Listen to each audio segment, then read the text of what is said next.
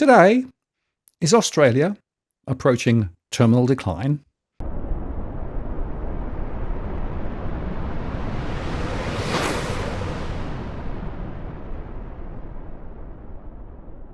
Hello again, it's Martin North from Digital Finance Analytics, one that is post covering finance and property news. It's Friday and Tarek is back for another chat. And Tarek, the new improved look, I like it. Oh, thanks, mate. Well, we got some feedback that the audio and the lighting wasn't ideal, so we've invested a little bit of money. And as you can see, perhaps, and just on the thing here, we've got ourselves a nice new mic stand and some superior lighting. So let's hope that delivers for the viewers. Well, it is very interesting that we had quite a few people commenting about the quality of the audio and the quality of the picture.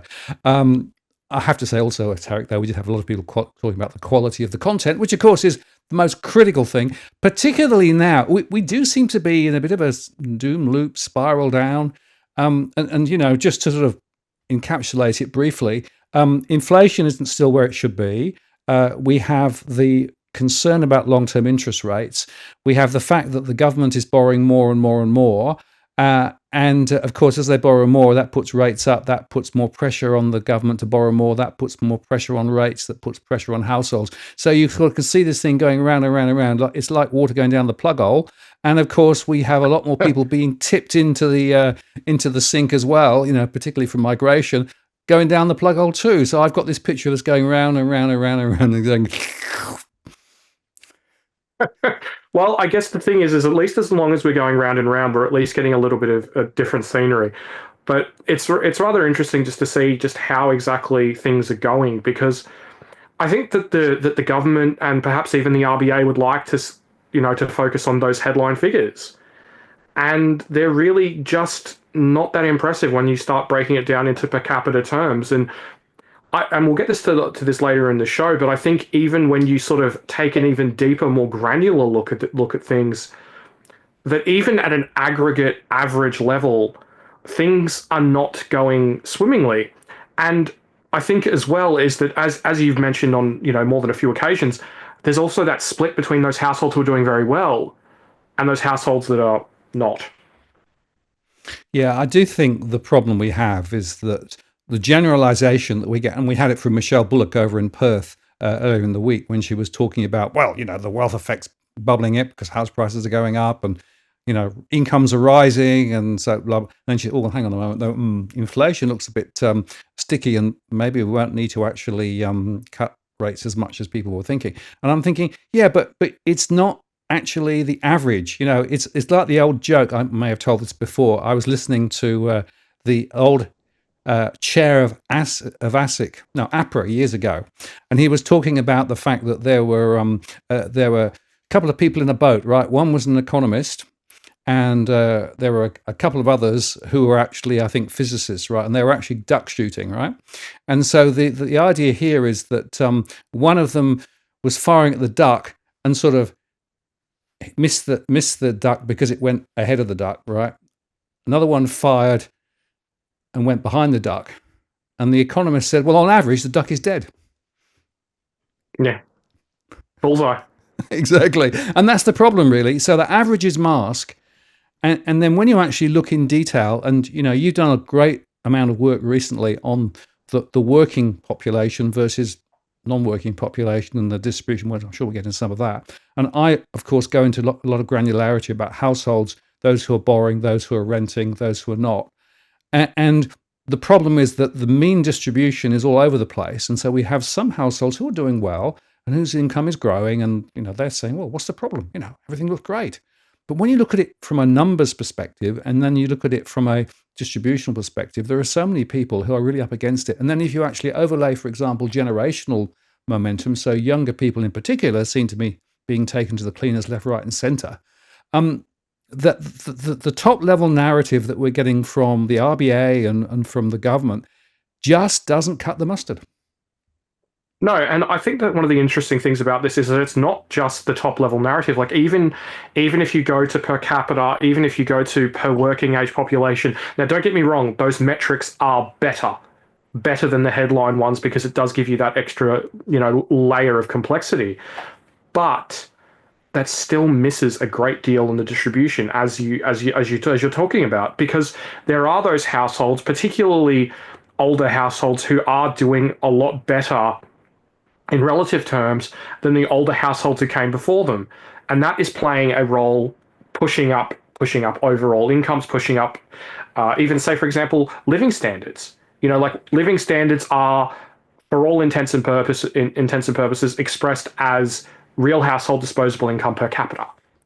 But the problem with that is that if you look back to, say, 2012, so what, 13 years ago, back in 2012, the proportion of the population, even if we do this by working age population, the proportion of the population that were retirees of relatively sparse wealth on average was a lot higher. Whereas you look today and all of a sudden it's the 65 to 70, 75 plus age demographics who are having the strongest levels of spending growth.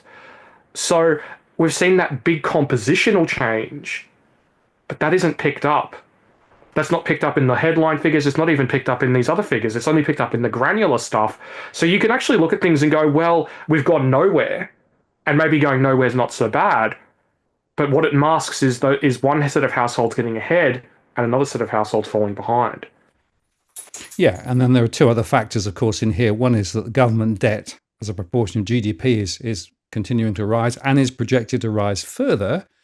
And that puts the government then in a difficult situation because they need to actually grab more tax, and hence the recent debate post the productivity roundtable about, well, maybe we should start taxing assets. And that then starts the intergenerational war. And I was very interested that Chalmers, to my mind, really dialed into the intergenerational war problem. It's not fair on younger people, but it's giving him a pretext then to actually grab a bunch of additional taxes potentially from those with assets. And I have certainly a view that says the current tax system is broken. But part of the reason it's broken is that we've got this massive government spending on things that probably, well, you wonder whether they should be spending it the way they are. So when you put the puzzle together, it's quite convenient for Chalmers, for example, to say, well, it's an intergenerational problem. It's all those old people sitting on these massive houses, and we should think about spare room taxes and all those sorts of things, or we should tax their assets. But there are more structural issues in terms of, well, what is the government spending the money on? Are they investing it in the right areas? And how much higher can the tax take go? Well, that's an interesting question, because with the latest national accounts data, there was the breakdown of what proportion government is contributing to the economy. Now, one of the interesting things is that if you look purely at the overall level, it's sort of stagnating to perhaps mildly moderating. But that masks the fall in government investment in infrastructure as a percentage of GDP. If you actually look at day-to-day government spending, which is my preferred metric for actually how big government is on a daily basis, as opposed to, are they building a new stadium, are they building a new bridge or a new rail line or whatever, on that particular metric, we've recently hit the second highest level on record since records began in 1959. There was only one single quarter in which government on a day-to-day basis was a bigger part of the economy across that entire, 60 odd year period. And that was the very, very height of the pandemic in the second quarter of 2020. So aside from those moments when the government was in absolute panic mode, throwing cash at the economy because of the pandemic, the government has never been larger than it is today. And just to clarify, I'm not solely talking about the federal government. This is of government overall, which covers everything from local, the local council, all the way up to Canberra. So it's rather interesting just how reliant the Aussie economy has become on government. And I'll just make one further point, just briefly, but it hasn't always been like this. If you look at the size of government on a day-to-day basis, it bounced around in a relatively contained range for the best part of around about 30 years, between the mid-1980s and the mid-2010s. But then, as the tail end of the mining boom started to feed out of the data, the the windfall from the resources sector started to peter out somewhat, all of a sudden it got to the point where it was like, well, we need to prop up the economy somehow. And now government as a proportion of the economy has just gotten inexorably larger. Absolutely. And the other point there, of course, is there are some little accounting tricks that are being done. So some of the government spending is now effectively shift off balance sheet too. So if you were actually to roll some of that back in as well, then the numbers would actually be more significantly worse. And then the other point is with the very high migration that is still coming in, even if some people are saying, oh, no, the migration's going down. It depends on how you look at the statistics. The fact is that with so many more people coming in the country, you absolutely need more hospitals, more schools, more roads, more infrastructure, more transportation, more water. I mean, the list is endless, but that's not where the government spending is.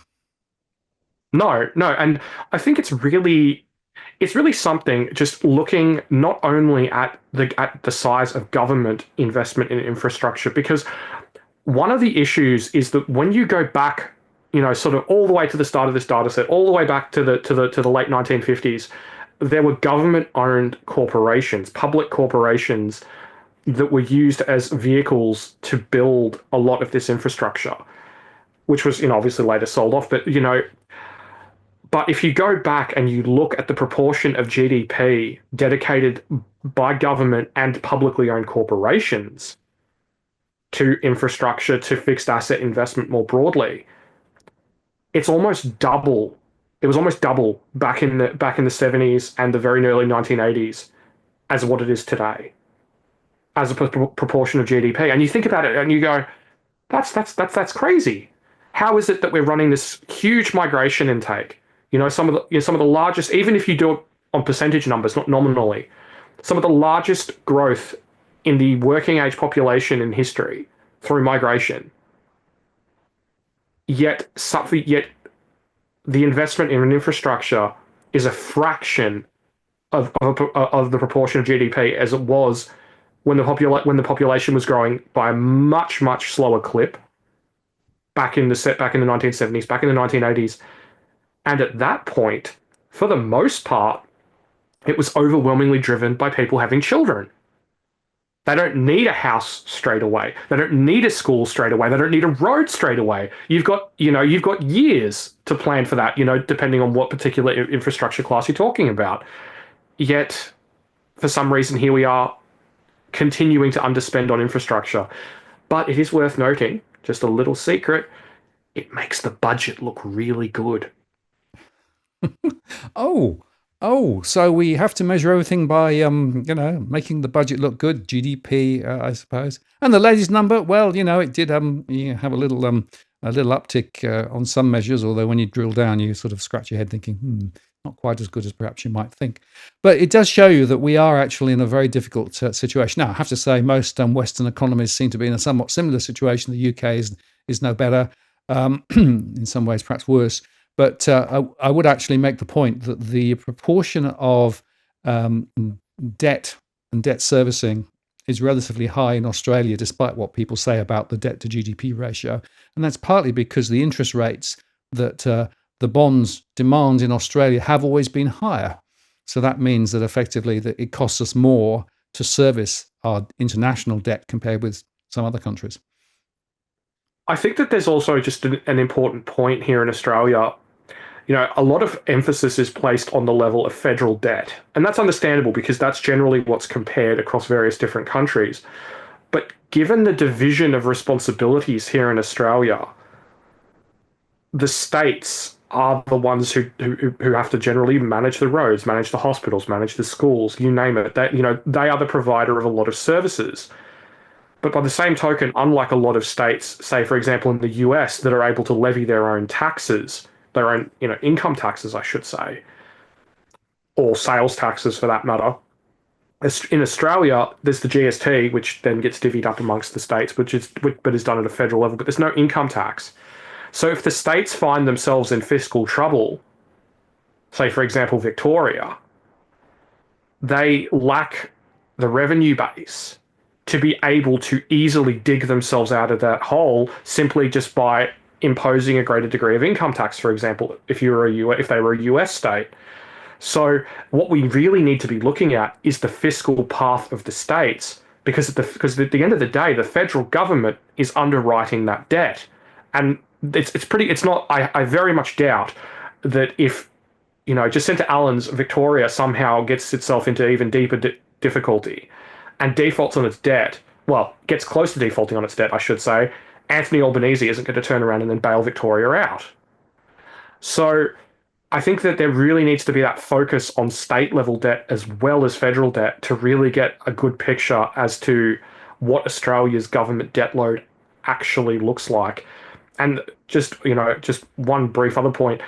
The part of the reason why things are like this is because of the infrastructure issues, because of the fact that we have run this huge migration intake for so long, because the burden of that falls on the states because they're the ones who have to provide the services, provide, and for the most part, and provide the infrastructure.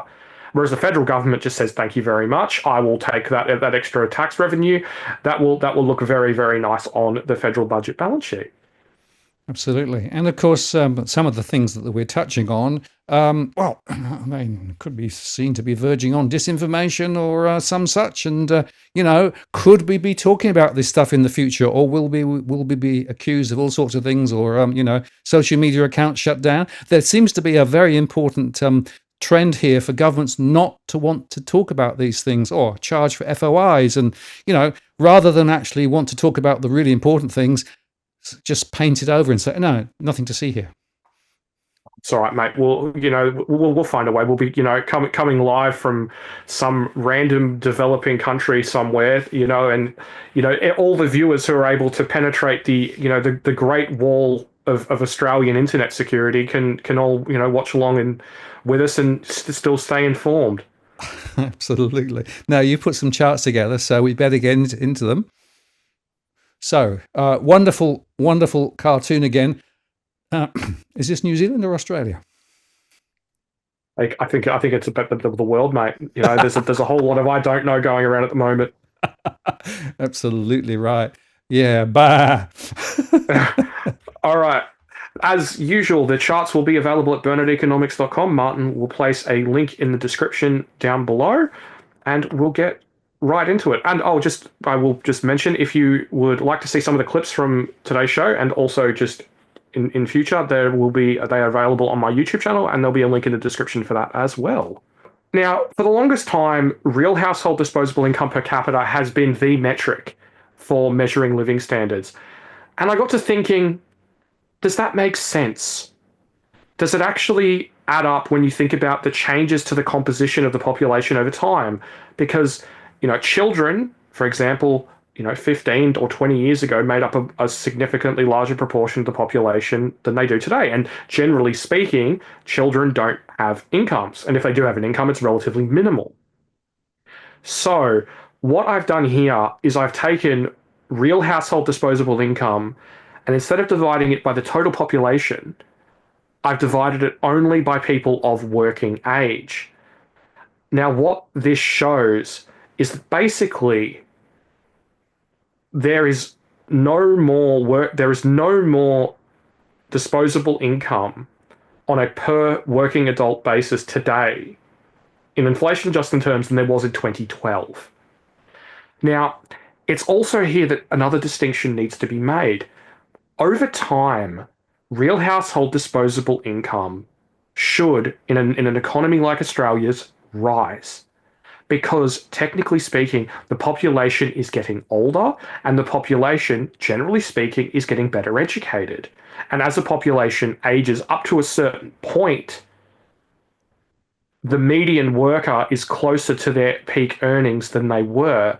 So there is that particular factor that should be boosting it. There is also another one as well. If the workforce participation rate rises, if the employment to population ratio rises, that should see the amount of disposable income per working age adult rise along with it. If we look at real household disposable income per working adult, and we look at how the employment to population ratio interacts with that, and we just take everything else out of the equation, just how things should have evolved in, say, the last 13 years since it was comparable back in towards the end of 2012, real household disposable income should be somewhere around about 4% higher today than it actually is. And that's solely based on that, not even taking into account those other aforementioned factors in terms of the aging of the workforce or the greater education of the workforce, the composition of the jobs. So I just think that it just goes to show that when you really start to drill down into it, even at an aggregate level, we are going absolutely nowhere. Yeah, and it's worth saying, of course, that if you were to overlay inflation, well, inflation was quite low for a period of time and then shot up, and it's sort of coming down slowly, and you could almost see the counter positioning of that. But as you say, because of the fact that people were actually getting older and therefore, in theory, earning more, you would see some natural momentum up. So basically, we have gone absolutely nowhere. And the other interesting observation here, this is per working aged adult. The other point to think about here is today there are a greater number of households with two people both working full time to try and get by. If you go back in history, it tended to be one full time and maybe one part time, or one full time. So there's another factor, and this is the thing that I get really frustrated about when people talk about the income calculations for mortgage repayments, right? Today, to be able to actually get any sort of a mortgage, you need two full-time incomes. Whereas if you go back in history, you didn't. So it's actually worse than this sort of headline picture might even suggest. No, absolutely. I mean, that's the next level of granularity that I really want to get into with this data, just to see exactly. Even I think a good measure might be the number of hours worked, perhaps. Just to sort of be able to better drill down into what the average person is actually getting from their labor. That's without even, as you mentioned, getting into things like housing. I mean, one of the really interesting things is I was doing this calculation the other day based on some historic housing prices and the historic interest rates from the RBA. Back in 1999, a single man on an average full-time wage could buy a starter home in Sydney on his own easily. Sort of a home at sort of 20% below the median. Whereas today, even two full-time incomes, even two full-time average incomes, will not buy you that same house. And just so we're clear, and this is a point that Edwin has made, on quite a few occasions. I'm talking about within Sydney, not within Sydney as a city, not within Greater Sydney, which encompasses everything all the way up to the Central Coast and all the way down, down south somewhat. So, because that's an issue that sometimes you see between Domain and REA, because Domain counts Sydney as what you would think of as Sydney, whereas REA and SQM, a whole bunch of others actually, counts it as Greater Sydney, which actually skews the Sydney housing price lower. So yeah, when you hear about, well, Sydney, the median Sydney housing price hit 1.5 million, no, it's for actually what you would consider to be Sydney, it's actually significantly more. Absolutely. Down lies and statistics bites us once again, which is, the continuing problem of trying to work out, looking at the map, you are here, well, where is here? You've got to actually ask some important questions about definitions. And just on that, there's a relevant conversation point here.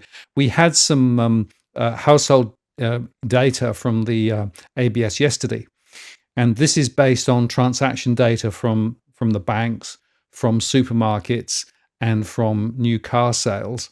And it basically is talking about what people are spending. Now, when you actually look at the data, I made a show on this yesterday. When you look at the data, it excludes a whole bunch of cash transactions using BPay, and a whole bunch of other things. That's the first point. And the second is, when you actually look in more detail, you realize that it is quite badly skewed, and they have to make a whole bunch of estimates because, of course, the population that they assume has to be put in, so they uplift it and seasonally adjust it and then do this and do that and the other. And at the end of the day, you sort of think, well, you've got this piece of information, but how useful is it? And that is what I'm getting a bit frustrated at. When you start peeling away at the onion and looking at some of this data and looking at how it's calculated and what adjustments are being made, you begin to wonder whether it is that useful. Now, of course, you can say over time, assuming that they keep the methodology the same, you can see it, moving up and down, and so it may give you some point, but I'm not sure it gives you that much point.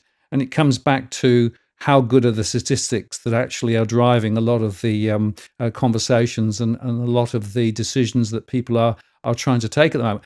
And then coming back to this distributional point again and again and again, averaging just masks so much of the true story.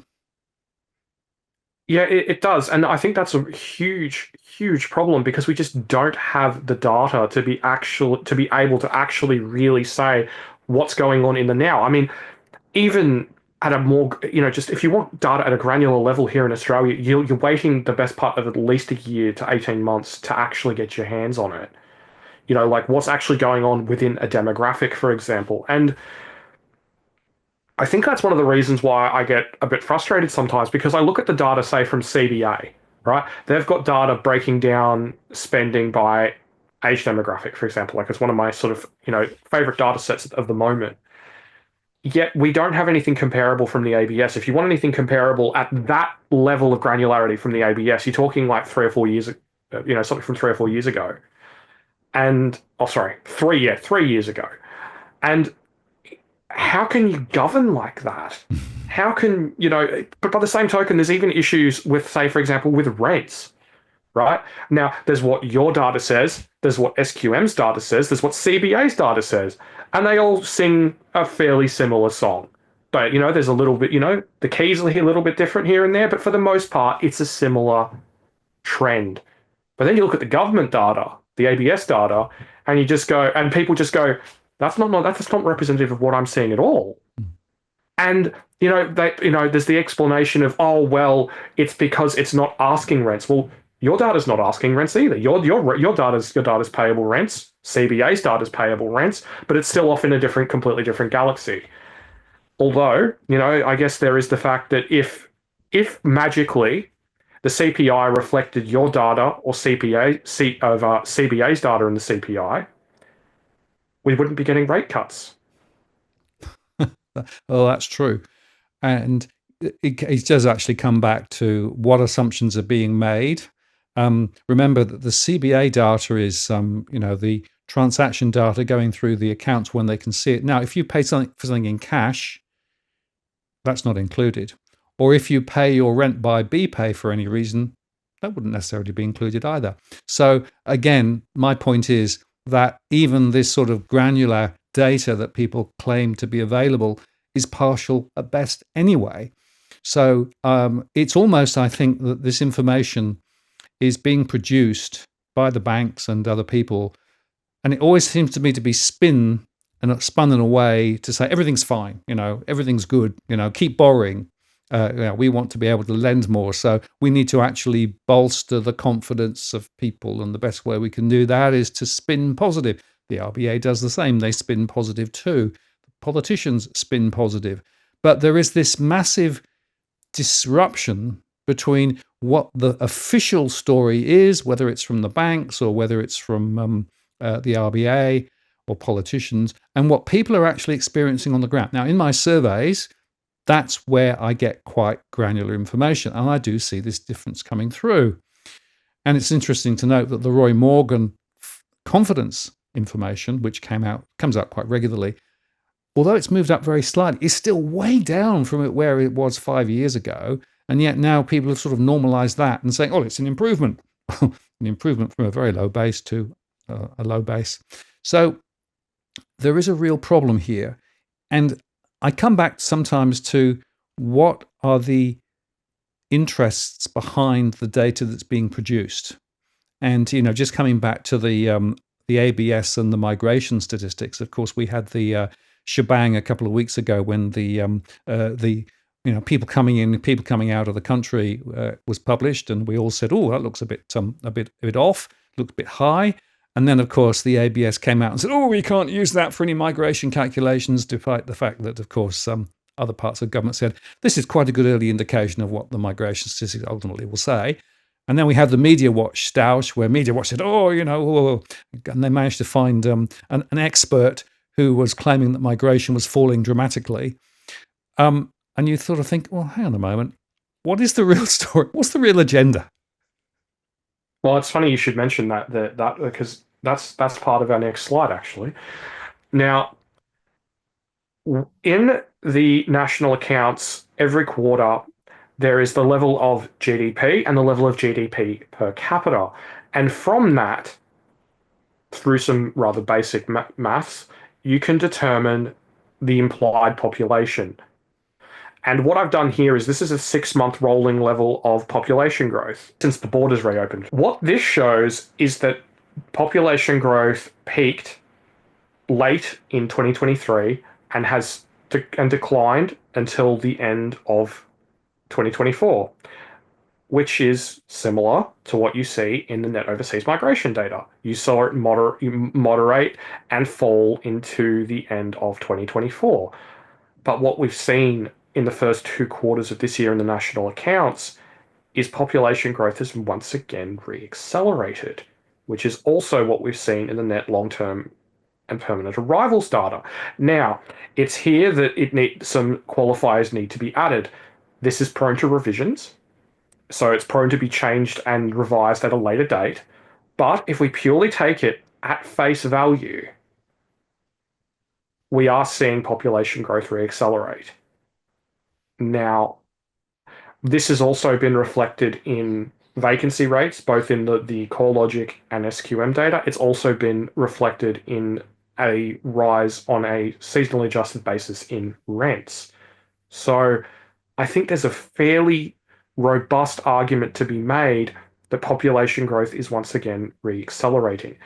And I will add, I don't think that this is from a magical baby boom that's just all of a sudden Australians are having significantly more children, which leaves one other rather obvious driver. Oh, you mean a few more people might be coming into the country? And that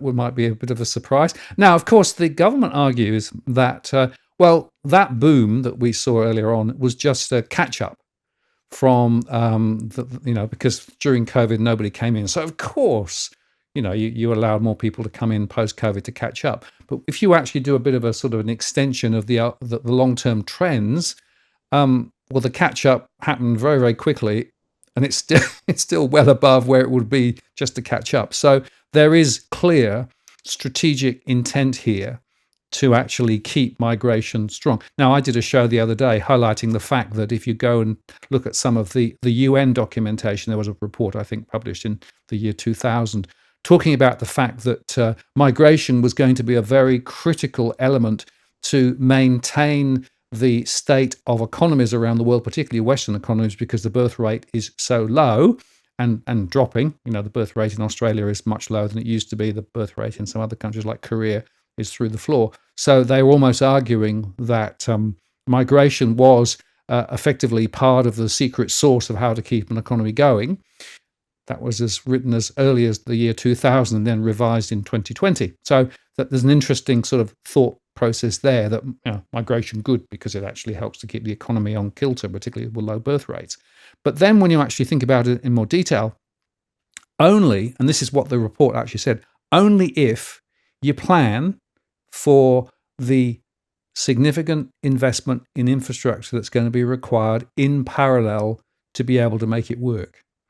And that's the bit that nobody seems to be actually, factoring in. And we discussed it a little bit earlier in the show here. You can flood the economy with more people, but if you don't actually plan for it, and if you don't actually then take account of the fact, as you said, that people need schools and houses and hospitals immediately, then you end up with this national crisis, which is what we have at the moment. So there is a real question about this. And then, of course, the what happened last weekend with the people turning out on the streets and then being branded, neo-Nazis or whatever.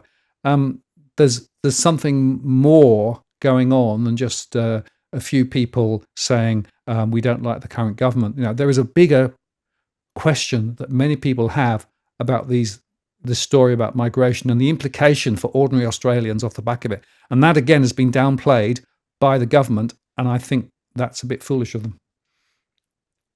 It's rather ironic because the other day, there's been a backlash, against high levels of migration across much of the world. I mean, this is something that we talked about. I think it was either last show or the one before, and when polling in the EU showed that a majority of people thought migration was too high in every single nation across the European Union. But recently, there's been a backlash against migration in Japan, where migration is, for relatively speaking, quite low. But this has prompted the Japanese government to turn around and just completely revamp its approach to migration. They got together a bunch of experts in a very genuine way, and they've said, okay, what do we need to do differently in order to make migration into Japan viable? And even so, the level of migration that they're talking is a fraction of what we're talking about, generally speaking, in the West. So they're just like, well, we need to prepare the infrastructure. We need to prepare services. What's the impact on the budget going to be like? What's the budget? What's going to be the impact on the fabric of our society? What's going to be the impact on crime, on law and order, on changed values, on all these different things? And not only that, but that they've had the foresight to think maybe the people are not going to be too pleased with this. So maybe we should put a relief valve in where we can cut migration if issues, whether they be infrastructure related, whether they be social cohesion related, where by which the government can pull the emergency stop and migration can be cut. And that's an established policy setting within their platform. And I'm just sitting here in Australia thinking the current number of migrants in Japan is less than 3% of the population. Here in Australia, it's in excess of 30% of the population. And here they are preparing for this thing, preparing, for a level of migration that's going to be a fraction of what Australia is going to experience. Yet we're here, and the government has admitted that we can't build enough houses, but we just press on anyway. Yep. Well, need a bigger GDP. Simple. Well, someone's got to, prop up these housing prices too. I mean, it's funny. People say, oh, well, migrants don't buy houses. Well, most of them don't. No, they don't. About 5% buy in the first year. Another 10% buy, and probably by the 18 to 24 month mark. But still, 5% of, say, if we do see a surge back up in migration of 400,000 people, is 20,000 people. And then you can double that for the next year. That's 40,000.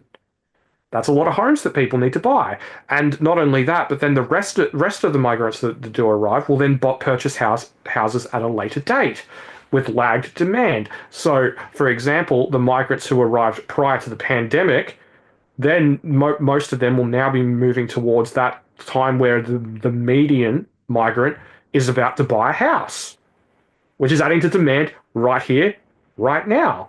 So I think it's very much an overlooked issue on terms, because it's all well and good to just say, well, they don't have the cash in them now. Well, no. But there's also the factor of okay, the government has made this choice regarding migration, but on the other side of the coin, are they pulling back on the other types of demand into housing? Are they, for example, curtailing credit to property investors to ensure that the people who need houses are not competing with too many investors to get them, and then that's pushing up prices? No, they're not doing that either. They're actually increasing the amount of demand from first home buyers with government intervention. So we can pump up housing prices even higher. And it's a mess, really. And just to round out the discussion on the migrants, the other point, of course, a lot of migrants, when they come, go into the rental sector first. So that's one of the reasons why rentals are actually still growing. Cost of rent still growing quite fast. In fact, they're accelerating again now. And interestingly, in my surveys, if I look at rental stress, so that's the question of people trying to balance their income versus their expenditure. Well, guess what? The first generation Australians, those migrants coming into the country, actually have the highest rental stress of all of my cohorts. And that's something which is worth just thinking about. So people are coming to Australia and then effectively finding that they're almost immediately in financial pressure, sometimes because they're actually earning less on average, and also because their costs tend to be quite high because they're paying high rent as well. So again, this is putting greater pressure on the rental sector, which in turn makes it harder and harder for ordinary Australians to be able to get on the rental ladder themselves. So, however you look at it, we are digging this deeper and deeper hole, or going back to the sink analogy, we're going round and round the plug hole. Yeah, and I think the thing that gets me is, and forgive me if this turns into a rant, viewers, but we're given these stories of, won't someone please think about the migrants, think about what they're facing, their issues. Okay, let's do it. Let's think about the migrants. As you say, they're being put into a rental sector, generally speaking, overwhelmingly put into a rental sector where finding a rental is still very, very difficult. There is still the rental crisis. And as your data shows, people, they are in the most severe levels of rental stress. Okay, well, now let's look at the labour market that welcomes them. For people aged 18 to 30, and most of the migrants coming to Australia are, generally speaking, in that demographic, 33%, one in three people in that age demographic is exploited. One in three is underpaid by at least 40% below the minimum wage, right? So we've got migrants coming in to challenging housing conditions, challenging employment conditions, where we're just off some rough math, you've got about 1 million people, maybe more, being exploited and underpaid, right? So, okay, so people say, let's think about the migrants. Well, let's do that. Let's think about the migrants, and let's think about the impact that all that's having on not only on the migrants, but on the existing population. It's an absolute bloody mess. But is it going to be fixed? Is anyone even trying to fix it in a meaningful way? Not that I can see.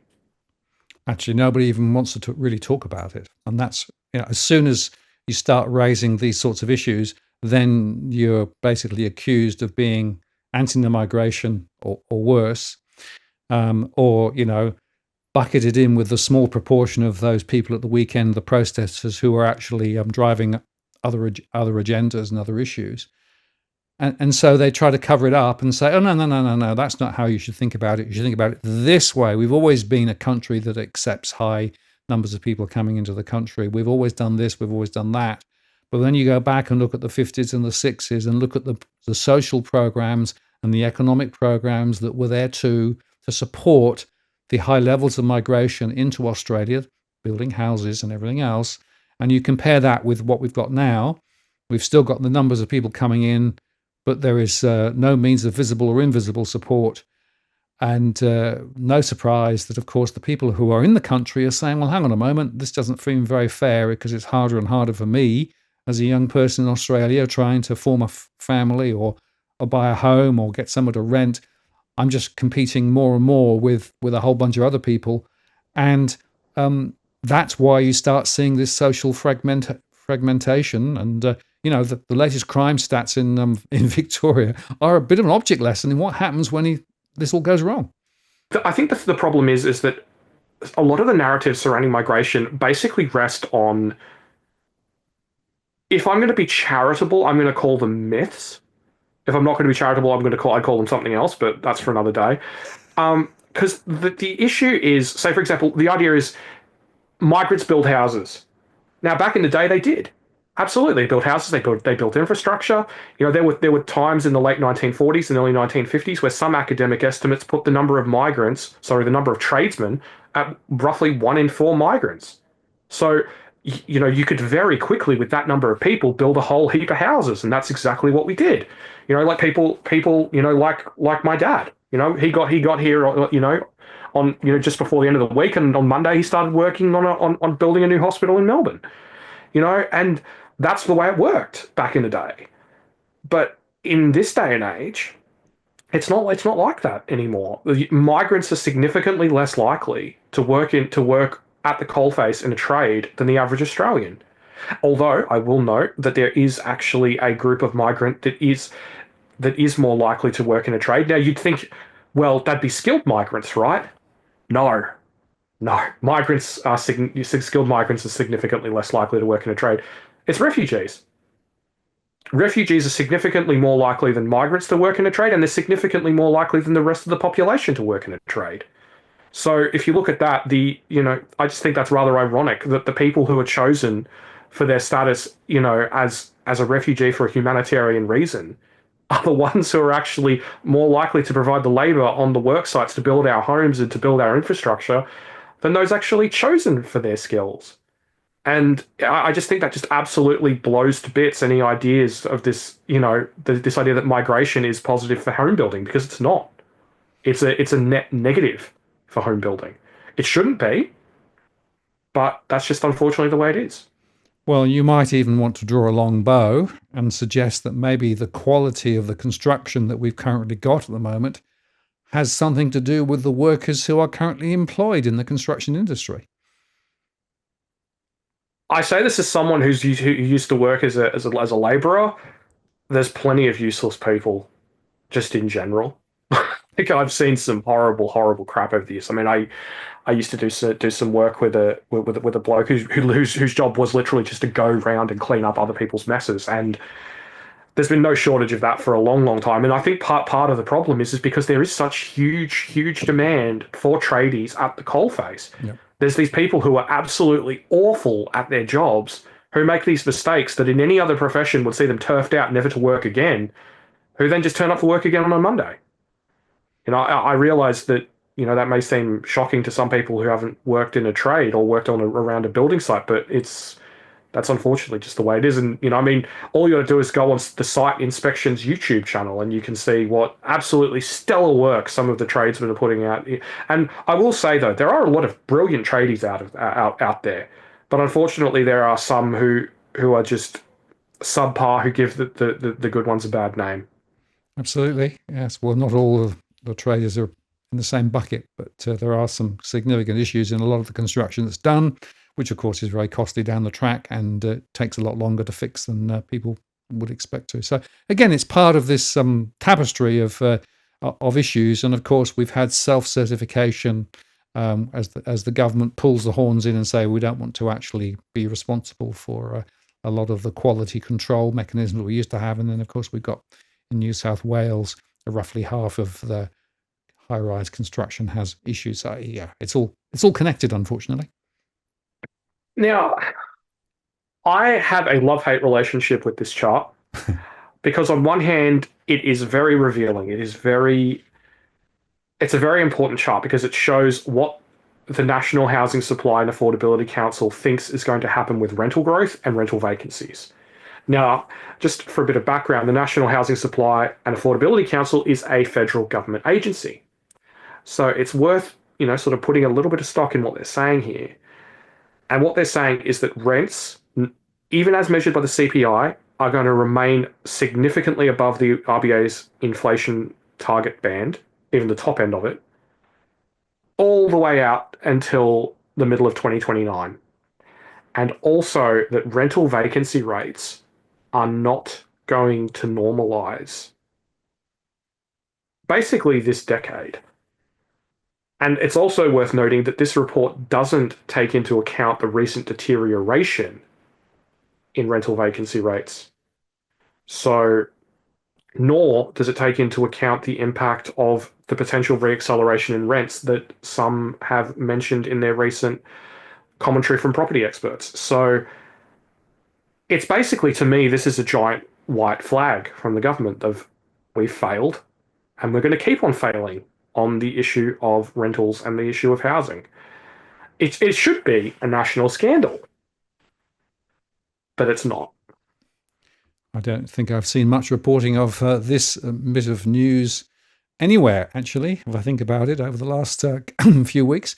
And yet, if you understand the question correctly, what's driving it? Well, obviously, a number of people wanting to get into the rental sector is part of it. Well, that means they must have some assumptions about migration, future demand, birth rates, those sorts of things.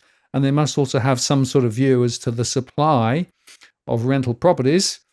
And that in turn has an implication in terms of the vacancy rates and the nominal rents. So, yeah, implicitly, you're right. This is a white flag, and it's a very, very important issue. One of the things as well that's worth noting about this is this assumes that the federal government's Centre for Population forecasts for migration and population growth more broadly are realised.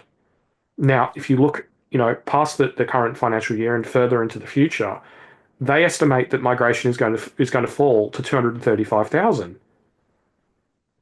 I'm yet to find an expert who believes that it's going to fall that far. So this may, unfortunately, and as much as it genuinely pains me to say it, this may be optimistic. Yeah, well, it all goes back to what assumptions are you plugging in to the model to get the outputs that you're actually producing. As you say, if they're assuming that long-term migration trend is as per the government's optimistic forecast relative to what's really happening, then yeah, it's going to get worse. It'll stay worse. And the data, the more real-time data I'm seeing in my surveys is people are still being confronted with rent rises, I should say, in the order of 10%. And it's happening quite frequently. And the problem for those households is, what do? Do they just pay up? Or do they try and find somewhere else and join the queue of 30 to 40 people viewing the rental property around the corner when it's already higher as well? So, yeah, people are really being caught by this. And I don't really think there's a serious discussion in the media about the real implications of these sorts of statistics. Well, all I can say is hold my beer. I'll get on it. But I am but one man. And just on that subject, this is the chart that I was talking about from CBA, and it shows what the average rental cost has done for their customer base over time. Now, as you can see there, you've got that dip during the pandemic, and sort of rents bounced along for a little while. But I just think it's worth noting just how much they've surged since that period, late 2020, early 2021, where they've just absolutely taken off. And is this roughly indicative of what the rental price pressures that you see in your data in terms of what people are actually paying, Martin? Yeah, it'll be very, very, very consistent, actually. So if I look at the sort of the total take of rent of the net disposable income, which is the only way to think about it. You can't talk about gross income. You need net disposable income. Then absolutely, we are seeing this pressurized in the rental sector. Rental stress is still as high as it's been pretty much. There's been a little bit of an easing for some people because the mortgage rates have come down a little. Although interestingly, when I ran the model this month, I noticed a little bit further uptick in the mortgage stress statistics again, because we've got very large mortgages relative to previously, and the other costs of living are still rising quite a lot faster than the official CPI. So for a lot of people with a mortgage, they are still under significant pressure too. But I would say that the CBA chart here aligns perfectly with the data that I have in my models. Well, that's interesting to hear, because it's very much not what is being pushed out there. I mean, I think this chart is really indicative of a rental sector very much still in crisis. That you're still seeing that strong upward surge in rents even over the last year or so. And I just think that these people really deserve to be heard. They deserve to have their story told. But I feel like that's just overlooked based on government data, which tells a very, very different story. And I think that looking at your data, talking to people at the coalface, I get the copies of these reports from various charities and social services agencies, and they paint a very, very dire picture that I don't think is present in the government data to anything like the same degree. Well, I was talking to a debt counsellor the other day and just comparing notes, because they cover the major urban cities and regions down the East Coast, and they were telling me horrendous stories about the number of people reaching out and the fact that it's not now just the very, very low income earners who are actually, no, they're traditionally the ones always struggling. This is really now biting further up the income scale. And very importantly, they also said to me that they would traditionally not have a huge proportion from the rental sector, whereas now the rental sector is more than half of the people who are actually in crisis. So despite the fact that there are a lot of people with mortgages having pressure, the rental sector is also under huge pressure. What people tend to do is then grab a credit card or grab a payday loan or buy now, pay later to try and sort of eke it all out. And eventually that comes apart, comes unglued. And so we were comparing notes between what, again, my data is showing and what they're seeing. And interestingly, we started to talk more granularly about, well, which areas of say, Sydney. And my hotspots from a mortgage and rental stress perspective overlay very nicely where they're seeing the hotspots too. And so, this isn't a uniform picture across the whole of the city, for example, but there are real hotspots where a lot of people are in difficulty. And I don't think, again, this is being given enough attention in the mainstream, but we just keep preaching the gospel because we think this is a really important conversation. And I will just add, I made a show the other day and I asked people to put in the comments, how they were personally feeling. Were they feeling buoyant, as the RBA was suggesting people should, or are they still finding it difficult? Now, okay, this is an unscientific sample, but so far, pretty much everybody who chose to respond said, gee, we have real issues at the moment. So I think on the ground, we've got these issues really quite painful for a lot of people. And again, I don't see this as a balanced argument in the media coverage. Well, it's interesting, you talk about an unscientific poll because there was a poll taken, I forget whether it was by Essential or Resolve, but basically they concluded that 75% of Australians, I'm sorry, 75% of Australian voters, I should say, that they believed that things were either not going to get better or they were going to get worse for them at a personal financial level over the next 12 months. Yep. Now, this is one of the reasons why I have a very hard time with this whole Albo's doing great, everything's fantastic sort of narrative that you get in certain quarters because people just aren't feeling it. It's just, I mean, it's not represented in any of the polls and any of the sort of outlooks like that. People are quite a bit more, downbeat about things. And just on the topic of rents for a moment, one of the key issues going forward, with, as you say, with the rental stress and, households in stress more broadly, is for mortgage holders being able to put, something, to sort of put your extra expenses on a credit card or a personal loan or buy now, pay later, can buy you time because your mortgage, at least at this point, is likely to continue, the real mortgage repayments are likely to continue to decline if rates are cut further. So mortgage holders will eventually get relief either from rate cuts or purely just over time from income growth. But for renters, things aren't going to get better. They are in a position where they're over a barrel and they're going to continue to be over a barrel until the situation improves and rental growth moderates or, if we are lucky enough to experience what they're seeing in Canada, see rents fall. But unfortunately, our government is not pursuing the conditions that would deliver a fall in rents. They're pursuing the opposite. Absolutely. And, remind everybody that a greater proportion of people are renting as the whole population today than ever. The proportion of people who own their property outright is continuing to fall. And so we have a rise in the mortgage sector, a rise in the rental sector. And so more and more people are being caught in this pincer movement of higher costs, particularly for somewhere to live, whether it's for renting or for mortgage. And I agree with you, there is some potential downward impact from those people who are on variable rates as the banks pass that on. But I would remind you that the Reserve Bank governor did actually say earlier in the week that the chances of more rate cuts perhaps are easing back a little, simply because of the fact that the employment rate's still quite high, and other things going on, the wealth effect, etc., etc. And interestingly, one of the banks has now suggested there may not be any further rate cuts, which I thought was quite interesting.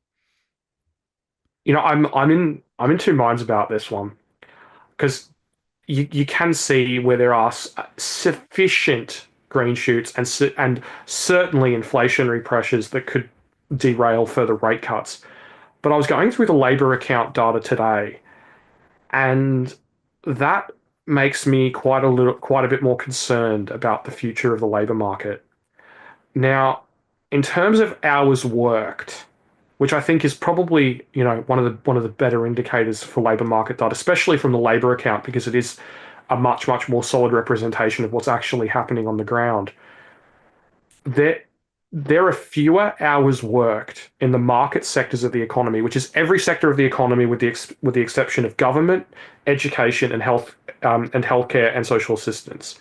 There are fewer hours worked today in the last quarter than there were in September 2023, despite the fact that the population has grown since then by getting on for 1 million people.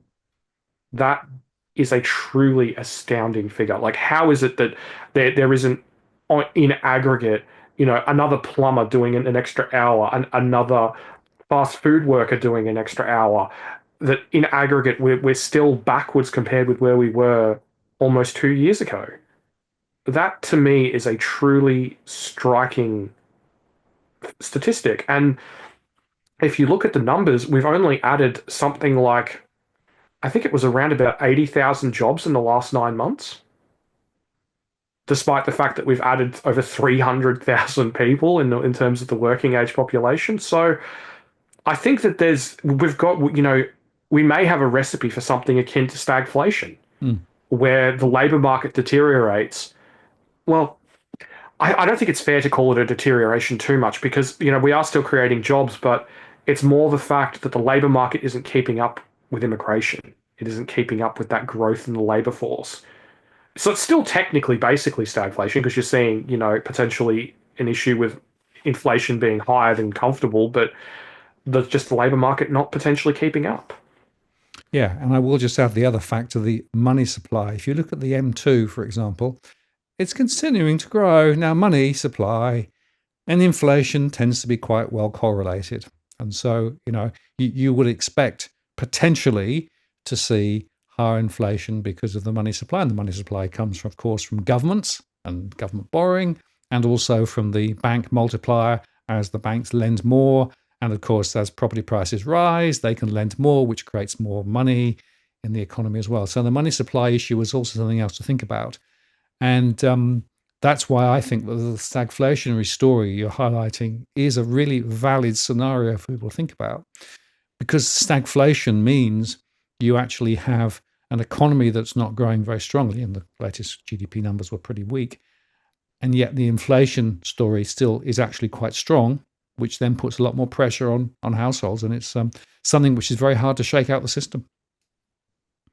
Well, I think the thing is that if we go back to the rental question, if magically, like, as I said before, if you were to change the ABS CPI with your data or with CBA's data, like I said, we would have stagflation, or something close to stagflation, pretty much right now.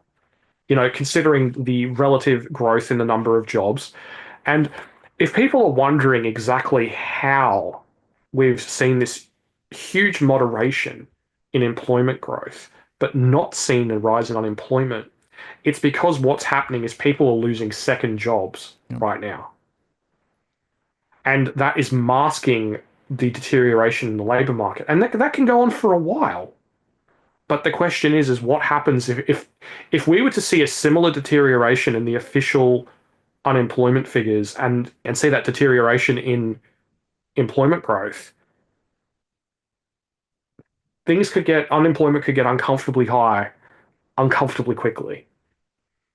Yes. And when you actually look in detail at the hours worked and the distribution, um, the hours worked is going down. But interestingly, the multiple jobs number is still going up. So, and I see that in my survey. So, in fact, people are actually trying to find other jobs because they can't necessarily get the full hours they want from the job that they've already got. So you bolt on another sort of a part-time job or two or three, or do giggy stuff to try and actually bolster your income. And so there's a greater proportion of people now working multiple jobs. Well, it's interesting because looking at the data, one thing that's quite interesting, particularly in the non-market sector, which is sort of generally speaking taxpayer-funded sectors of the economy. What you're seeing is employment growth has very much moderated. It's slowed dramatically. So the taxpayer-funded jobs printer has very much slowed from where it was last year when it was the overwhelming driver of employment growth.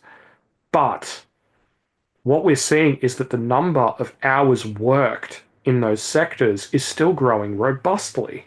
So I think that there is that issue whereby we're not seeing the level of jobs growth that we were before, but people are still wanting to pick up those extra hours or go on full time. And that is playing a role supporting the economy. And I think that is part of the reason why we did see that additional surge in government spending as a proportion of GDP. Now, it's not obviously the whole reason, but part of the reason is that you are still seeing those, people in those sectors wanting to pick up those extra hours. But naturally, that costs the government money. It does. Yes. I hear the plug of the gurgle. Now, this takes us back to the whole working age adults thing again, because the thing is it's all well and good to look at a chart and say, well, okay, you've built this number of homes per 100,000 people, but as we mentioned previously, a baby doesn't need a house on their own. A child doesn't need a house on their own. An adult needs a house because it's the adults that, generally speaking, form households. Now, if we're going to be pedantic, there are some exceptions, but generally speaking, that's the case in 98% of cases. Anyway, what this shows is the number of dwelling approvals per 100,000 working age adults over the last 40 years. And as you can see, we are not doing a great job at the moment. It's actually going relatively poorly despite the recent uptick in approvals. Now, we're just going to go to the next chart because this was related.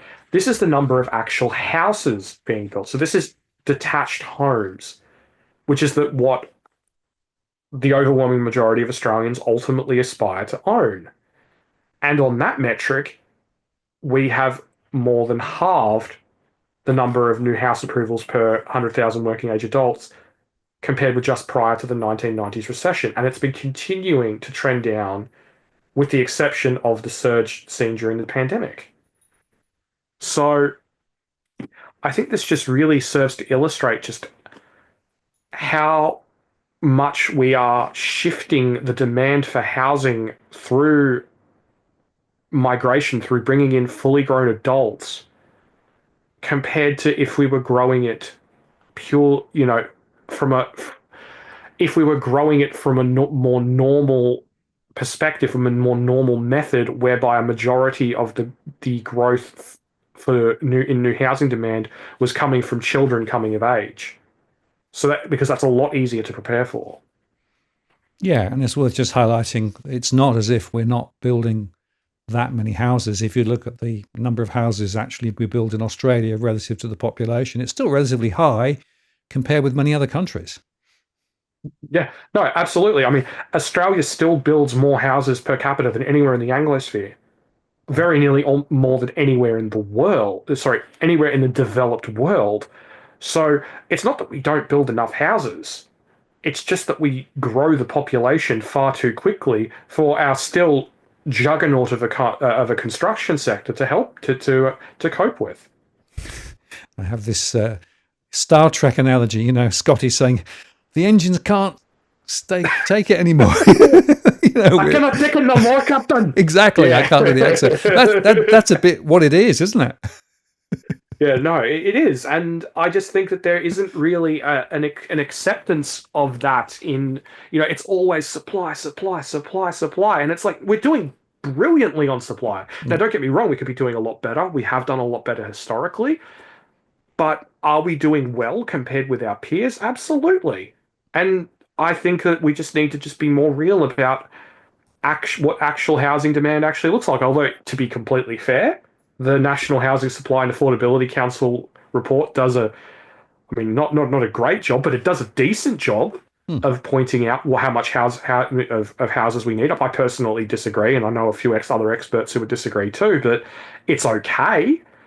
And we're still not even meeting that particular standard. And I mean, realistically, that should be an absolute national scandal. It should be, front page news, like government runs migration and population growth well in excess of housing supply, and then admits it on paper in a 163-page report.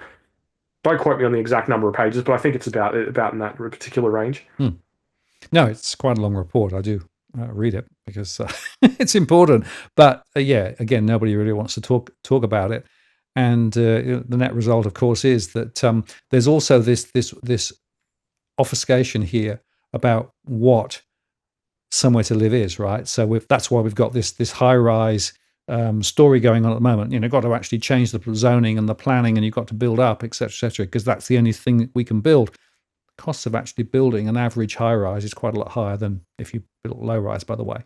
Um, but there is this disconnect between we need to build more houses, what people want, and what people are actually, from a planning perspective and from a zoning perspective and from a NIMBY perspective, actually advocating, and that gap is getting wider.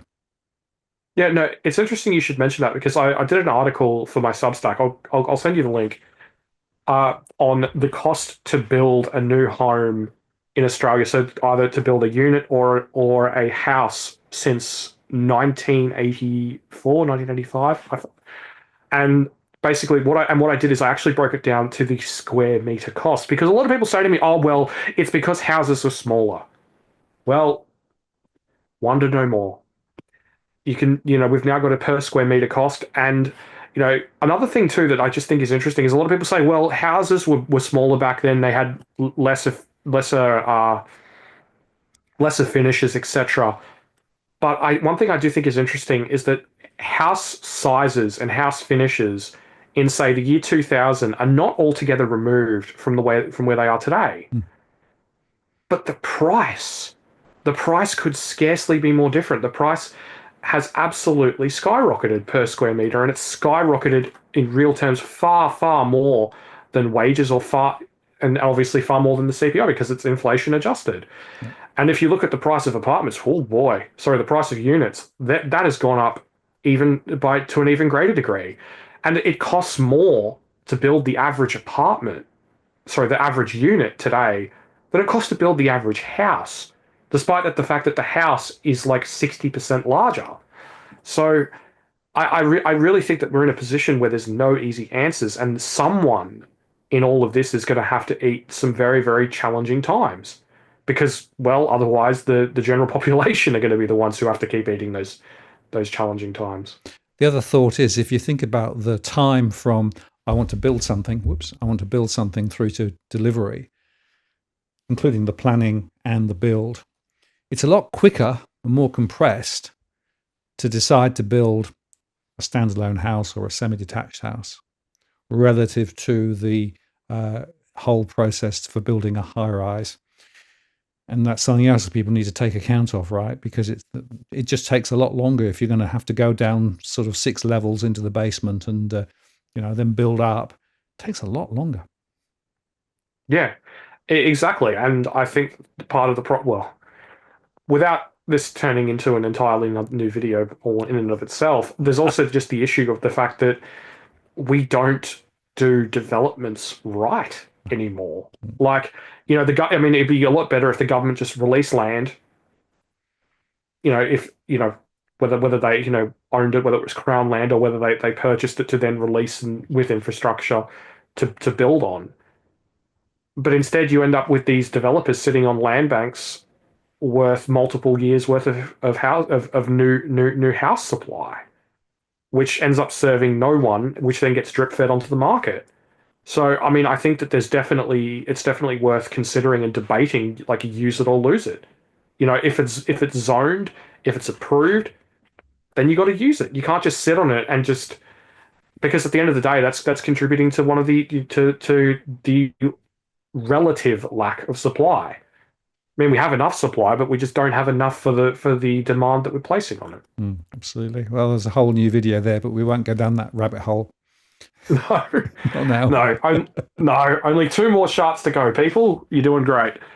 Now, this chart is from the Wall Street Journal, and they've been running a poll now since the mid 1980s on do you think that people like you and your family have a good chance of improving your standard of living? Now, when the poll started back in, I think it was 1985, 1986, almost three quarters of Americans agreed with that. At the very peak, 77% of Americans agreed with that at the turn of the new millennium. As of today, just 25% of Americans believe that someone like them can improve their standard of living. Now, when I first looked at this chart, I thought, is this the Trump effect? Is this just people thinking that? Because if you look at, say, for example, the University of Michigan Consumer Confidence Survey, it is broken when you break it down by Democrat versus Republican supporter. Because Democrats think everything is awful, and Republicans are very, very bullish, very, very upbeat. But if you look at this chart, you can actually see that when Trump was elected the first time there, things actually improved, and things have been just as bad under Biden. Well, not just as bad, but similarly as bad.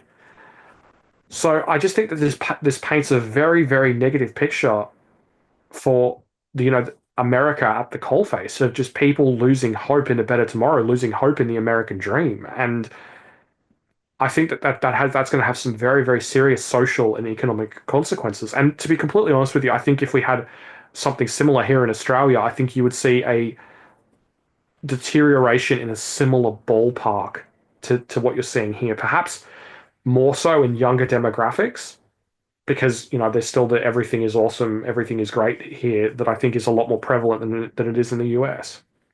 Yes, and I will just make the point that I still have quite a few people, particularly younger people, actually, wanting to have a conversation on a one-on-one basis about where to go, what to do. Is it worth trying to make a living in Australia, or are there better alternatives? And what are the factors? And it's interesting to me that some of the people who are having those thoughts are people who grew up in Australia and are absolutely Australian, quite well educated, but they can't see a way of getting ahead. They can't see a way of forming a family. They can't see a way of buying a house. And if actually running for the exit is the solution, that doesn't actually bode well for the people who remain.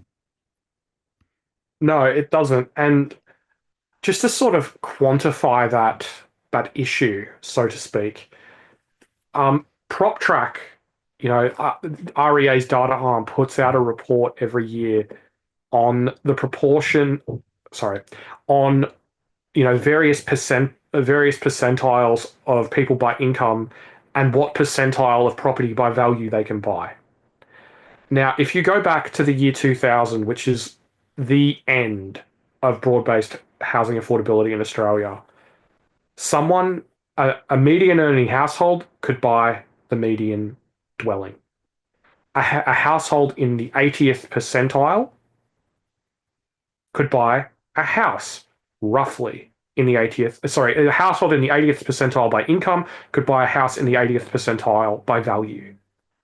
Today, a median earning household is struggling to buy any house at all. And a household in the 80th percentile is now battling for starter homes and slightly below median homes. So I think that just really illustrates just what's gone wrong here in Australia. You can be a household that's worked very hard, that's saved, that's built multiple income streams, that's worked very hard. Perhaps it's two full-time earners. On a significantly above median income. You've done everything right. Maybe you've even saved your big deposit too. But just based on that type of calculation, you're not going to be able to buy that house that reflects your relative level of affluence by income. Hmm. You're going to struggle to afford a house that someone probably bought, not struggle, but you are going to be competing for a house that somebody probably bought on a single income 30 years ago. And that's a huge part of the problem.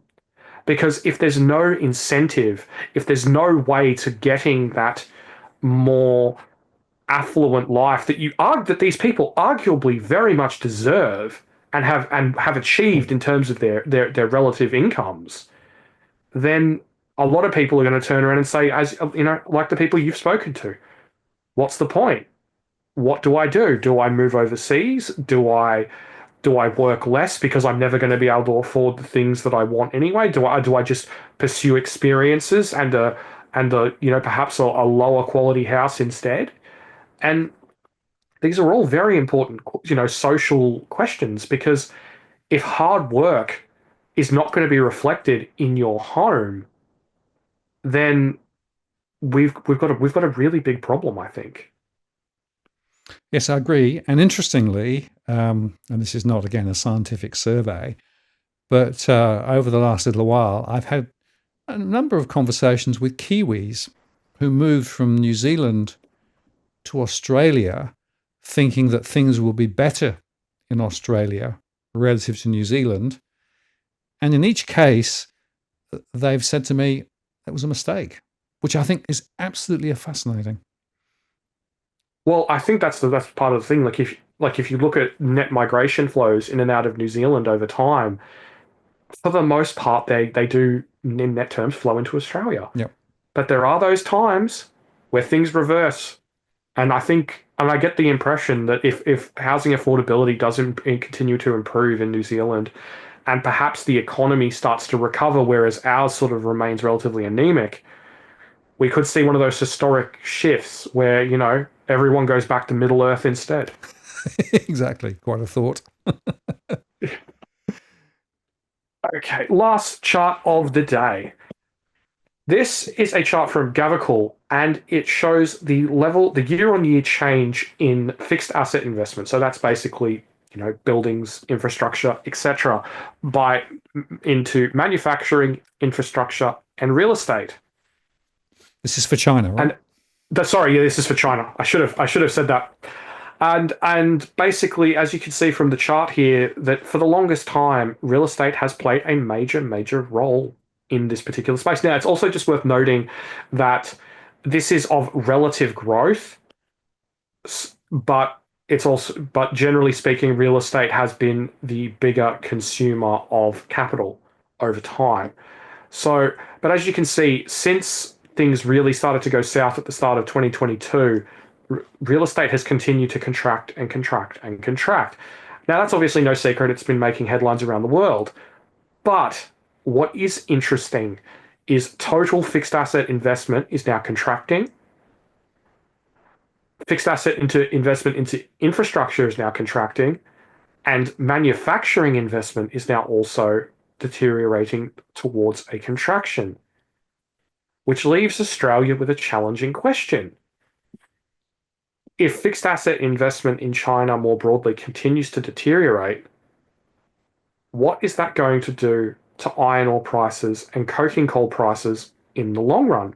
Particularly given the fact that Rio Tinto announced earlier this year that the Simandou mega mine in West Africa is going to be coming online later this year and is going to be ramping up into production into 2026 and 2027, which is going to change the makeup of the sort of global iron ore supply curve. And also, on that particular note, there's also the fact that in Brazil, Vale has also recently ramped up production as well. So it's going to be interesting to see exactly where the chips fall in terms of who's going to eat the production cuts in order to keep the prices more robust. Well, if you think of the Australian economy as a three-legged stool, and housing and mining are two of the critical legs, everything from that chart would suggest that the mining leg might be getting a bit shorter and a bit wobbly, which means, of course, that the government will need to pump up the other leg of the stool, the housing leg, to try and actually offset an even further disequilibrium.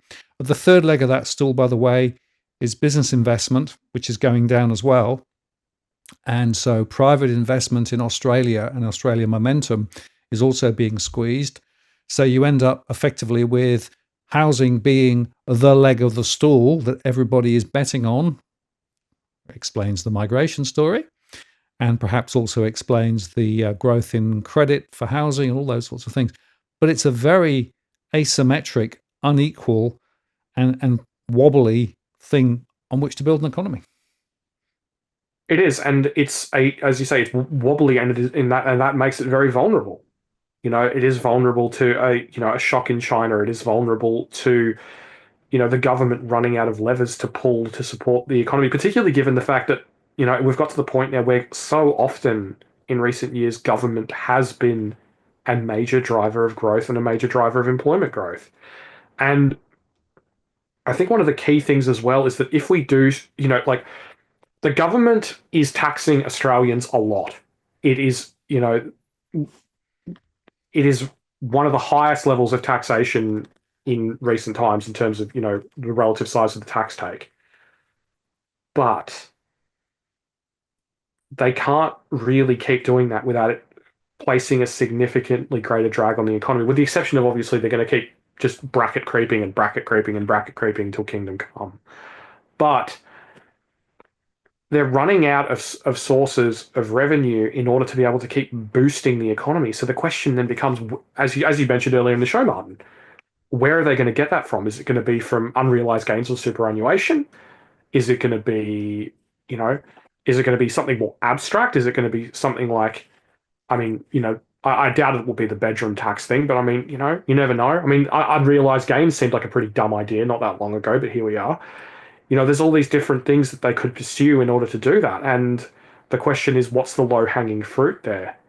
But I think there's also the issue from this as well is that if we do start to see a pullback in terms of resources, then the government's really going to have a problem, because that's going to blow a hole in the budget. And what's going to fill that? Then they've got to then they've got to tax more just to fill the hole, let alone, taking all those measures to support the economy as they have more, historically in recent years. And then I think we end up looking a little bit more like the UK. Absolutely. And of course, the cost of government debt, if you look at the long-term rates, are still rising, as they are in many Western countries.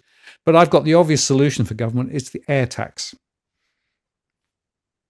How's that going to work? Just everyone? Is it just the air we breathe? It's just like, you're living, ergo you get taxed. Yeah, exactly right. And so if you breathe hard, you have to basically get taxed more, and you'll have a little meter, and they'll charge you at the end of each month. Simple.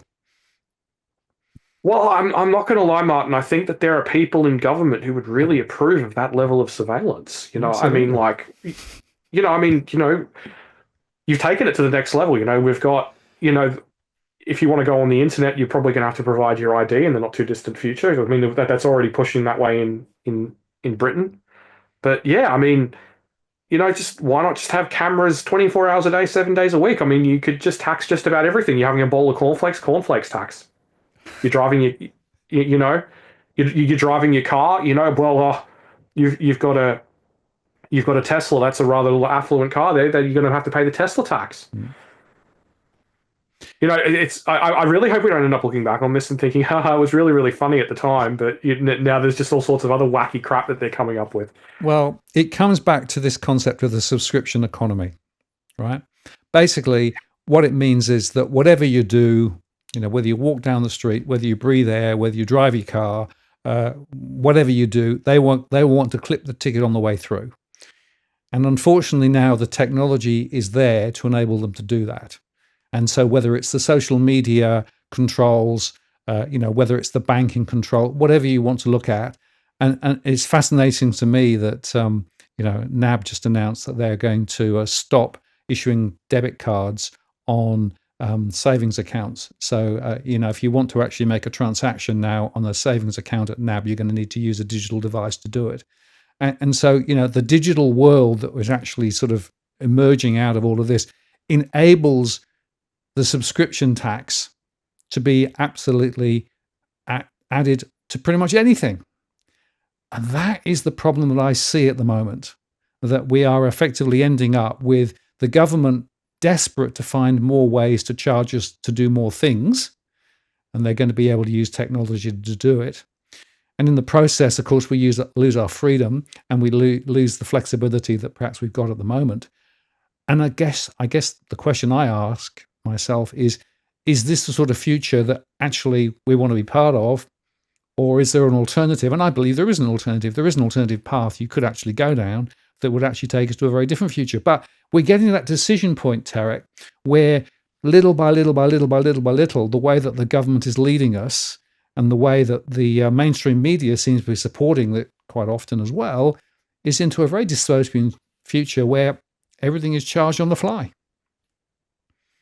Well, I was talking to someone about this the other day, an economist, and they basically said to me, and this is, I mean, people call me pessimistic, and they basically said, I think are on the road to basically in time becoming like Argentina, and I was like, wow, and the thing that really struck me was that I struggled to make an argument to the contrary. Yeah. Now, you could talk about the resources sector, you could talk about our institutions, you can talk about all these different things that are different that have historically insulated us. But I think that there is an argument to be made that those things are deteriorating and that they aren't protecting us as much as they once did. And I think also I just can't help but look at the UK and just how large government has got there. And instead of pulling back on the sides of government and just letting the economy be the economy, they haven't done that. It's just gotten larger and larger and larger and larger. And I look at Britain and I look at places like South Korea with its demographic issues and its social issues, and I'm just struck just by how little the actual genuine underlying issues are being addressed. And in that, Australia isn't any different. And we also have to sort of get into an almost, sort of RPG-esque Dungeons and Dragons type thing. I feel like we've also got a little bit of a negative modifier because we are such an apathetic lot at the average, because she'll be right and somehow everything will be okay. Well, the surveys still show that people think the government's going to solve our problems for us. Still a very high proportion of people. Unfortunately, the government is here, but it's not necessarily here to help us, right? They've got a bit of their own agenda. But the apathy and the fact that the beach looks great and all, it's just too much. Look, there is an important battle here for the future. And, one of the reasons why we do these posts, Tarek, is to try and actually raise in people's minds questions about the shape of the future. And the future is still malleable, but as time goes on and more of the pieces are bolted in place, it's going to be harder to change the future.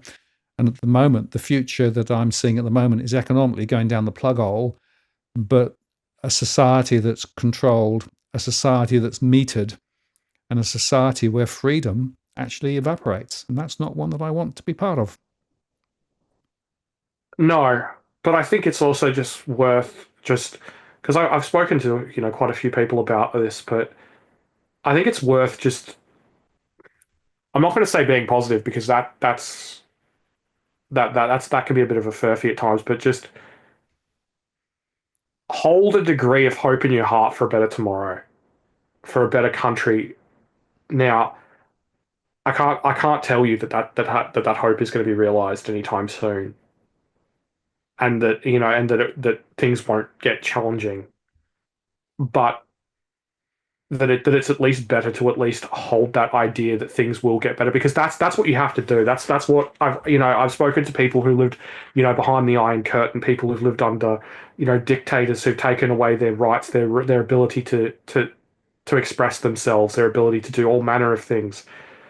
but you just need to just hold that defiance in your heart of a better, for a better tomorrow.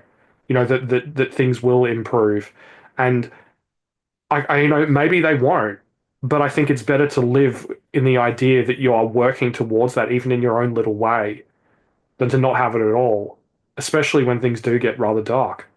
Yeah, I believe in the human spirit and the human Yeah. potential of individuals to, achieve things. What I don't believe in is bigger government, controlling government, and government who is misleading a lot of people as to what's really going on. And those, unfortunately, are some of the realities that we face. But the human spirit and the potentiality of individuals to achieve is something to hang on to, because that is actually the way we find a better future, in my mind. Well, if there's like sort of quote to take away from all of this, you can fool all of the people some of the time, and some of the people all of the time, but you can't fool all of the people all of the time. And that's what I think it always eventually comes down to. And I think Absolutely. that history shows us that. Absolutely. And sharing data and sharing thoughts like this on these sorts of channels for as long as we can go on doing it. It's part of the story, isn't it? And it's, it can be a positive story if we want it to be, but only if we want it to be. I think that's the thing, mate. I mean, I know that people look at us sometimes and they see negativity, but I think what people need to realize sometimes is that what this actually is it's not about being negative. It's about being real, and it's about being seen, and it's about hope. It's about people being able to look at a screen, to look at the media, and to be able to see something that says, "That's what I'm experiencing. That's what I'm going through." Instead of just some glossed over bull crap that isn't representative of what they're experiencing. And by looking at things in a very real way, in a concrete and data driven way, we can say to people, okay, this is broken. Now let's work together to fix it. Let's work together to change the narrative, to get people to see what really is, so we can make things better. Because if you don't acknowledge there's a problem, you can't ever fix it. And I think that's one of the most important lessons in history. It's also one of the most important lessons in life. Because if you never admit that there's an issue, you can't ever work to address it. No, spot on. So going back to my map analogy, you lay out the map. The next important point is to say, you are here. And you are here Yes. means you need to understand how things really are, not how they're portrayed from a distance. Because once you know where you are, then you can plot a path potentially to where you want to get to. And I think these sorts of conversations are about helping people to ground where they are, give some reassurance that actually the experiences that they're having is not unique, and there are other people who actually are feeling somewhat similar things, but also then thinking about how to chart a way out. And as we continue these conversations, we're going to hopefully provide more of the UI here, but also, as we've articulated a bit tonight, there are things that allow us to then think about where the future might be. And the future is generally malleable, at least for now. Yeah. 100%, mate. And I feel very lucky to share this platform with you on a regular basis for us to be able to do that. And I'm very thankful to all the viewers who watch and support us doing that. Absolutely, Tarek. Well, thank you very much for your thoughts tonight and your charts. As always, we'll be back for another one hopefully quite soon. The mic stood up really well, and the image was great too. So well done. We've definitely got a good system now. And folks, if you like and subscribe, please do so on whichever channel you're watching this. This is a really important thing that we do. We do this because, as we say, we think there are really important conversations to be had, and we want to catalyze them. Tarek, we'll see you next time. Thanks for having me, Martin. See you then. Cheers.